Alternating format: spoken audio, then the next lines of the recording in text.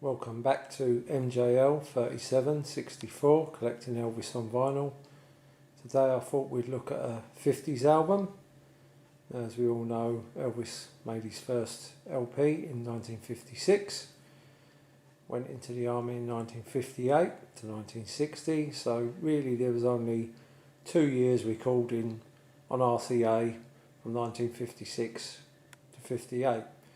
Obviously we did have the Sun material, which was issued by RCA sporadically on a couple of albums. So you had 9 albums basically issued in the UK in the decade of the 50s. 2 of these were soundtrack albums, Loving You and King Creole. One was a seasonal album, Elvis Christmas album, and you had a few compilations.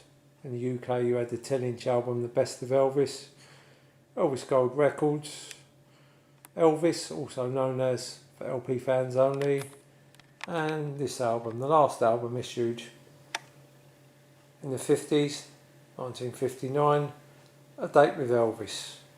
And that's the album we're going to take a closer look at today. Here's a few copies of the Date With Elvis album. We've got a few from the UK, one from France, one from Spain, one from the Netherlands, and a couple of USA reissues. Still looking for that gatefold sleeve one. Still got to add that one to my collection. Let's start off first of all, as always, with the UK 1959 first press. When issued, this reached number 4 in the UK charts. Has a laminated cover. No song titles on the front. No red box with the song titles in it. And a very nice cover. I like this picture of Elvis on the front. It's not that sharp, but I really do like this cover. Turn it over, and we've got the calendar on the back. 1960, with the date which Elvis was supposed to get out of the army, the 24th of March, winged on the back.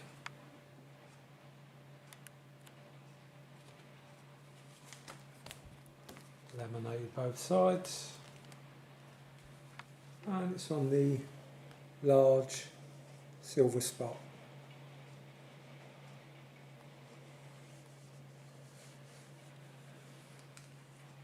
Nice copy, this one. Now this album, when it was issued in the UK, actually featured 14 tracks as opposed to the USA's 10 tracks.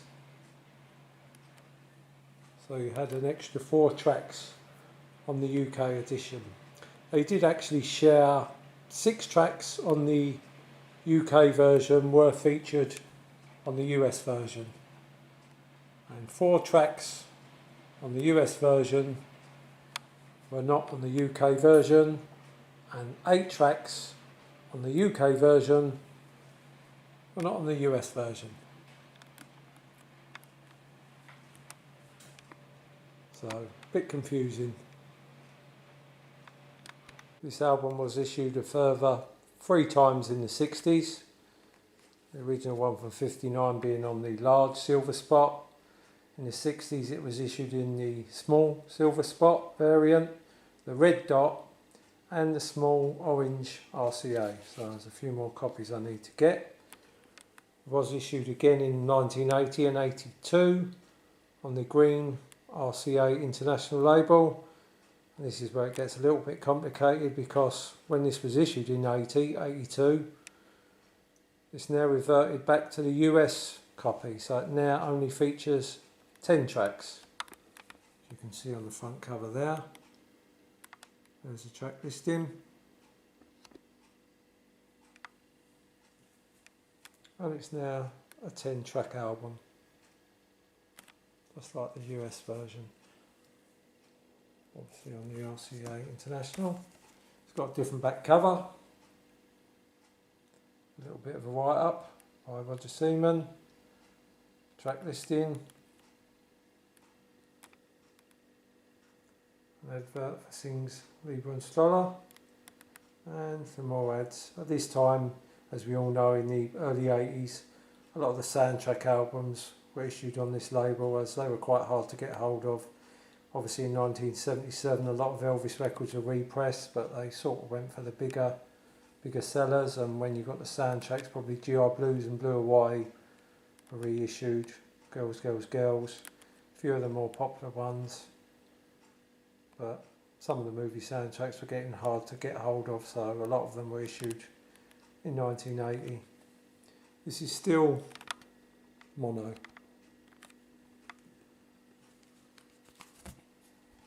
And there's the label.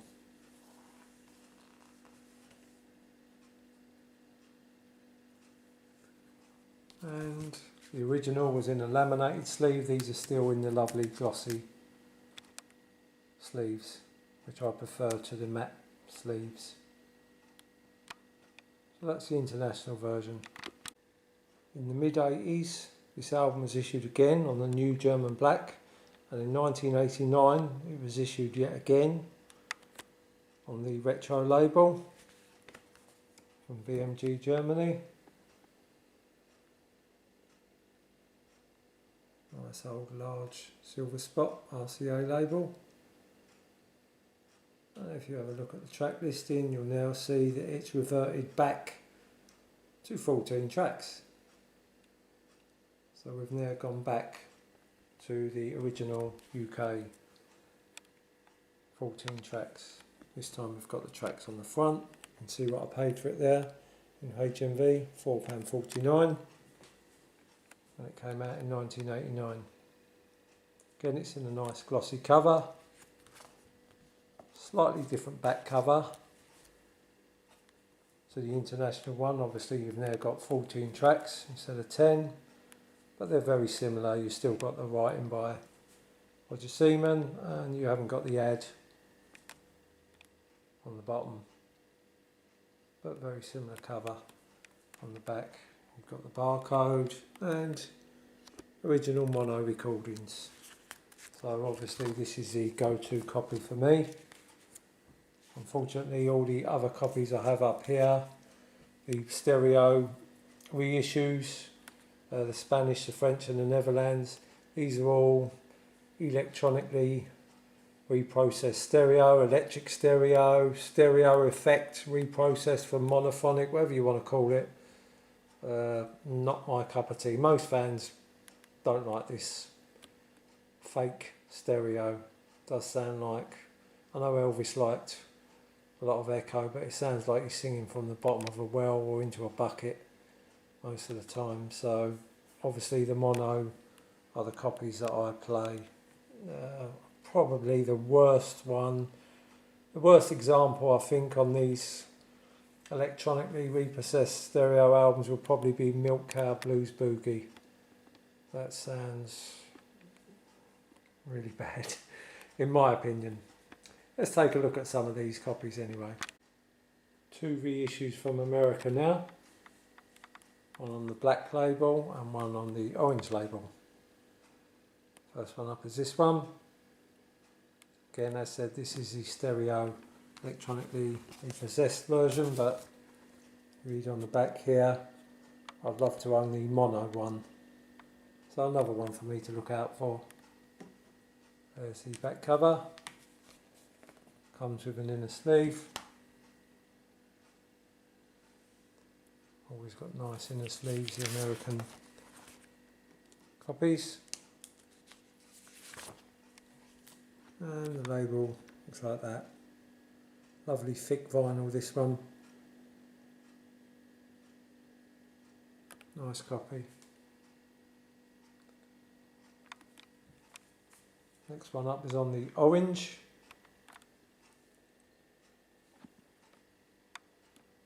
Slightly different cover. Backside's the same.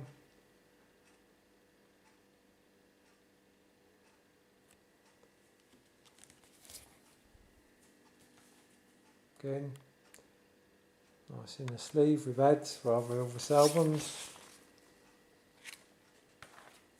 And the record's on the orange. Sticking with the matte sleeves, here we have a Spanish version of the LP called Elvis Rock and Roll Volume 5.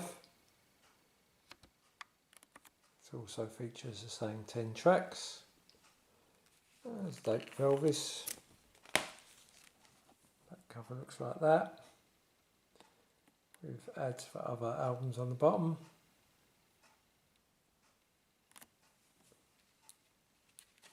And this is on the RCA orange.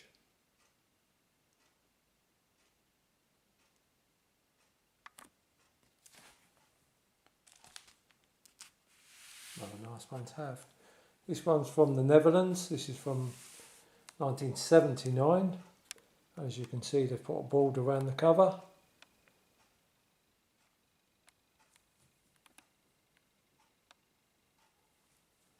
And we're back to the laminated sleeves now. This is the original 10 tracks. And you've got ads on the back there for other albums. And this may have been a series, as they've called this the originals. Date With Elvis. It's got a nice border to it, this one, nice cover. And the album's on the RCA International Camden. Don't think they can make their mind up what label they wanted to use for this one. On the blue. Very nice record, this one. Probably only been played about twice, this copy. So that's another nice release to have. Last one up is the reissue from France. A nice glossy cover. This one's on the orange.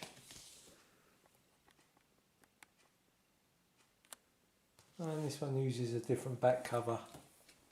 Obviously being a reissue. Don't have the calendar on the back. And that's a photo on the back, which we had in England on the back of this album.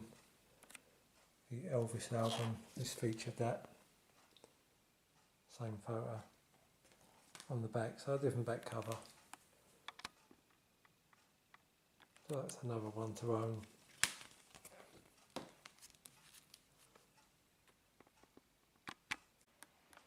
So there's a few copies of the album A Date With Elvis. Now, of course, it was a compilation album made while Elvis was in the army, but all the tracks on here are all strong tracks. Well, everyone's a favourite really, but if I had to pick a couple of favourites, obviously the Sun tracks, Blue Moon of Kentucky, Baby Let's Play House, Good Rockin' Tonight. Also like the Jailhouse Rock tracks, Young and Beautiful and Baby I Don't Care. So a very strong compilation album. So until the next time, thanks for watching, and just remember, while there's music, life's no waste.